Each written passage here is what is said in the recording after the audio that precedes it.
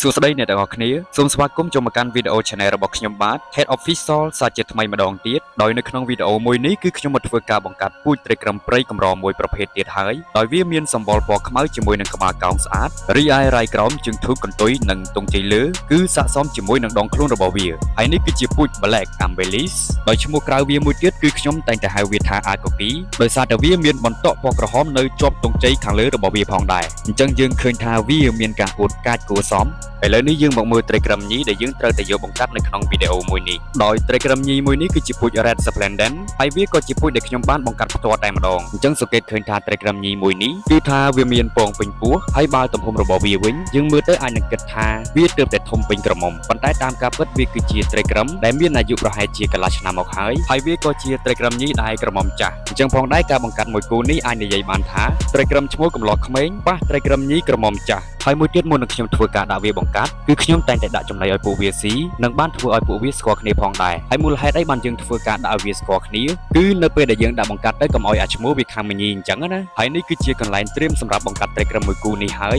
យដោយនេះគឺជាឡាំងស្នោចាស់ដែលយើងធ្លាប់ដាក់បង្កាត់ត្រីក្រំគូមុនអញ្ចឹងដោយការត្រៀមនេះគឺខ្ញុំបានដាក់នៅរុក្ខជាតិដូចជាចកហើយក៏មិនភ្លេចស្លឹកចេកនិងអំបិលដើម្បីសម្រាប់មេរោគក៏ដូចជាបង្កើតនៅហ្សែនកូនឈ្មោលឲ្យបានច្រើនក្រៅពីស្លឹកចេកអ្នកនរគ្នាក៏អាចដាក់នៅស្លឹកឆាត់ក៏បានដែរហើយសម្រាប់ថងដែលអ្នកនរគ្នាបានឃើញអណ្ដែតនៅលើផ្ទៃទឹកមិញហ្នឹងវាគឺជាកន្លែងដែលខ្ញុំបានដាក់សម្រាប់ឲ្យត្រីក្រំធ្វើសម្បុកក៏ដូចជាធ្វើការប្រមូលពងយកទៅដាក់នៅទីនោះផងដែរហើយមួយទៀតមុននឹងធ្វើការដាក់បង្កាត់គឺខ្ញុំតែងតែត្រៀមទឹកទុកបែបនេះមុនប្រហែលជា2ទៅ3ថ្ងៃទើបខ្ញុំដាក់បង្កាត់អូខេហើយនេះនៅពេលដែលខ្ញុំបានដាក់ត្រីក្រំឈ្មោលហើយនឹងញីចូលទៅក្នុងកន្លែងបង្កាត់បានប្រហែលជា3ថ្ងៃទើបខ្ញុំសង្កេតឃើញថាអាឈ្មោលវាបានធ្វើពពុះក៏ដូចជាសម្បុកនៅក្រោមស្លឹកចេកដែលយើងបានដាក់នេះហើយចំណែកឯពពុះរបស់វាវិញមិនមែនមានតែមួយនោះទេគឺនៅមាន2ទៀតដែលវាបានធ្វើនៅក្រោមស្លឹកចកអញ្ចឹងផងដែរកន្លងមកនៅក្នុងការបង្កាត់ត្រីក្រំព្រៃគឺខ្ញុំសង្កេតឃើញថាពួកវាគឺពូកែនៅក្នុងការធ្វើពពុះមែនទែនហើយវាធ្វើពពុះបែបនេះគឺដោយសារតែវាចង់ទុកពពុះផ្សេងទៀតសម្រាប់ធ្វើជាពពុះបំរុងហើយវានឹងជ្រើសរើសពពុះណាមួយសម្រាប់ផ្ទុកនៅពងរបស់វាអញ្ចឹងនេះគឺជាចំណុចពិសេសរបស់ត្រីក្រំព្រៃគឺវាតែងតែគិតដល់ពងនិងកូនរបស់ពួកវាគឺថាបើសិនជាកន្លែងនោះមិនសូវមានសុវត្ថិភាពក៏ពួកវាមិនងាយនៅក្នុងការបន្តពូជផងដែរហើយដូចជាកន្លែងនេះអញ្ចឹងដំបូងឡើយខ្ញុំថាការដាក់ថងបែបនេះគឺដើម្បីចង់ឲ្យពួកវាធ្វើការគៀបពងនៅចំណុចនេះក៏ប៉ុន្តែចៃដន្យអីគឺឡើងស្នោមួយនេះត្រូវបានលិចនិងបានស្រកទឹកអញ្ចឹងណាហើយខ្ញុំក៏បានដាក់នៅចង្កឹះកលឥឡូវនេះនៅលើគោកបាត់ដោយសារតែវាស្រកទឹកអញ្ចឹងណាអញ្ចឹងនេះហើយគឺជាកន្លែងគ្មានសុវត្ថិភាពដូច្នេះទើបបានជាពួកវាធ្វើការផ្លាស់ប្ដូរទីកន្លែងធ្វើពពុះអញ្ចឹងទៅអូខេឥឡូវនេះយើងចាំមើលទាំងអស់គ្នាចង់ដឹងថាពេលណាវាធ្វើការគៀបពងក៏ដូចជាធ្វើការបន្តពូជ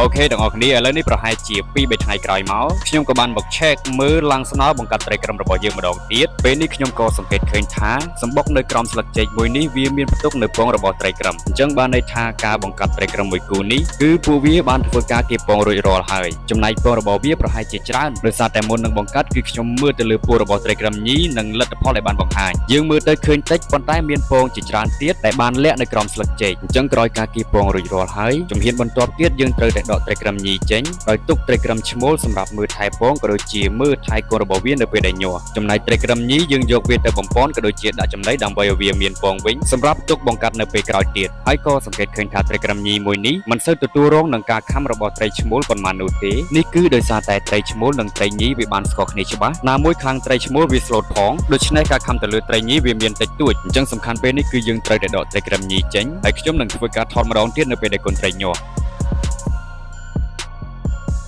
អូខេទាំងអស់គ្នាឥឡូវនេះនៅប្រហែលជា3ថ្ងៃបន្តមកទៀតខ្ញុំក៏បានមកធ្វើការថតសាច់ជាថ្មីហើយក៏សង្កេតឃើញថាត្រីក្រំរបស់យើងដោយសារតែស្លឹកចេកវាបានលិចវាបានធ្វើការផ្លាស់ប្ដូរពពុះមកនៅក្រោមចកវិញម្ដងអញ្ចឹងសម្រាប់កូនរបស់វាគឺបានញាស់ចេញជាកូនហែលឡើងប្រងព្រាតគឺថាច្រើនមែនទែនប៉ុន្តែគ្រាន់តែថាកូនរបស់វាទើបតែញាស់អញ្ចឹងខ្ញុំធ្វើការថតសឹងតែមិនចង់ឃើញតាមពិតចំណុចខ្មៅៗតូចៗនេះហើយគឺជាកូនរបស់វាហើយសម្រាប់ពួកវាចេះហែលទឹកចេញពីសម្បុកបែបនេះគឺយើងដាក់នៅចំណីដូចជាចែកទឹកឲ្យពួកវាស៊ីបានចំណែកអាឈ្មោះយើងអាចទុកឲ្យវាមើលថែកូនរបស់វាប្រហែលជាមួយអាទិត្យឡើងទៅចាំយើងដកចេញក៏បានដែរអូខេអញ្ចឹងរួចរាល់ហើយសង្ឃឹមអ្នកទាំងអស់គ្នានឹងទទួលបានចំណុចល្អខ្លះៗយកទៅអនុវត្តនៅក្នុងការបង្កាត់ត្រីក្រំអូខេអញ្ចឹងវីដេអូរបស់យើងបានឈានមកដល់ទីបញ្ចប់ហើយជាចុងក្រោយជូនពរឲ្យអ្នកទាំងអស់គ្នារកស៊ីទទួលទានមានកម្លាំងរុញច្រានទុកឲ្យខ្លាចទៅជាការសប្បាយទោះបីជាយ៉ាងណាត្រូវតែឃ្លាតឆ្ងាយពីបារីគ្រឿងញៀនអភិកិច្ឆាលបែងស្រីស្រាបរោះសង្ហាដែលមានចិត្តសាវ៉ាហឹង្សាយ៉ាម៉ាហេរ៉ូអ៊ីនជាមួយនឹងគ្រាប់មីនមិនទាន់ផ្ទុះផងដែរជួបគ្នានៅវីដេអូក្រោយជាមួយនឹងខ្ញុំបាទ Head Official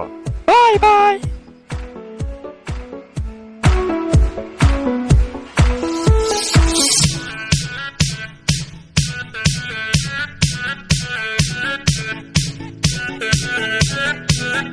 I feel all the pain stuck inside my chest យកដូចជាកំណល់នៅតែកលមិនរបែក I feel all alone but I try my best ចូលធ្វើវាឲ្យបានមិនប៉ុន្មានមានឆេះ